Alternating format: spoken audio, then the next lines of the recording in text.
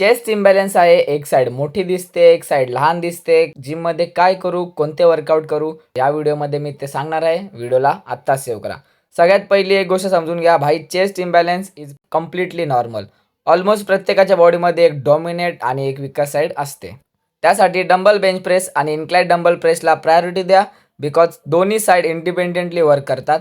Unilateral exercise add करा, जसं की सिंगल आर्म चेस्ट प्रेस किंवा सिंगल आर्म केबल फ्लाय. विकर साईडने सेट सुरू करा आणि स्ट्रॉंगर साईडला तेवढेच रेप्स करा. वर्कआउटमध्ये proper full range of motion maintain करा आणि मसल माइंड कनेक्शनवर फोकस करा. वेटपेक्षा टेक्निक आणि कंट्रोलला इम्पॉर्टन्स द्या. पण लक्षात ठेवा, जर इम्बॅलन्स मसलमुळे नसून चेस्ट बोन किंवा पोश्चरमुळे असेल तर वर्कआउटने कम्प्लीट फिक्स होणार नाही.